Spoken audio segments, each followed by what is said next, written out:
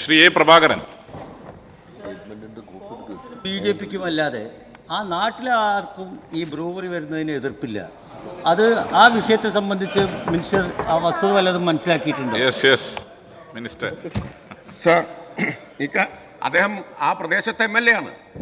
അപ്പോൾ പ്രതിഷേധമുണ്ടെങ്കിൽ അത് ഏറ്റവും ആദ്യം നേരിടേണ്ടി വരുന്നയാൾ അവിടുത്തെ MLA ആണല്ലോ. അതുകൊണ്ടാണ് അദ്ദേഹത്തിന് അവസരം കൊടുത്തത്. അതെ, അതുകൊണ്ട് അദ്ദേഹം പറയുന്നതാണ് ആധികാരികമായിട്ട് നമ്മൾ എടുക്കേണ്ടത്. സാർ, കേരളത്തിൽ സർക്കാരിൻ്റെ നയമാണ് ഡിസ്റ്റിലറികൾ അതുപോലെ എത്തനോൾ വ്യാവസായിക ആവശ്യത്തിനുള്ള സ്പിരിറ്റ് ഉൽപ്പാദിപ്പിക്കണം എന്നത്.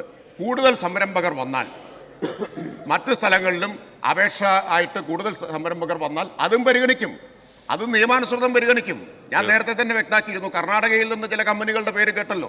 അവരപേക്ഷ സമർപ്പിച്ചാൽ അതും സുതാര്യമായി നിയമാനുസൃതം പരിശോധിക്കുകയും അത് പരിഗണിക്കുകയും ചെയ്യും. അതാണ് സർക്കാരിന് ഇക്കാര്യത്തിലുള്ള നയം. ആ പ്രദേശത്ത് ജനങ്ങളുടെ എതിർപ്പില്ല. കാരണം ആകെ ഉണ്ടായിരുന്ന ആശങ്ക വെള്ളത്തിൻ്റെ കാര്യത്തിലായിരുന്നു.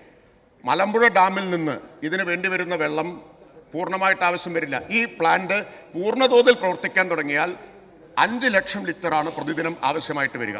5 ലക്ഷം, 10 ദശലക്ഷം ലിറ്ററാണ് കിൻഫ്രയ്ക്ക് കൊടുക്കുന്നത്. അതിൽ നിന്ന് പൂർണ്ണമായി 5 ലക്ഷം ലിറ്റർ ഈ പ്ലാന്റിന് ആവശ്യമായിട്ട് വരില്ല.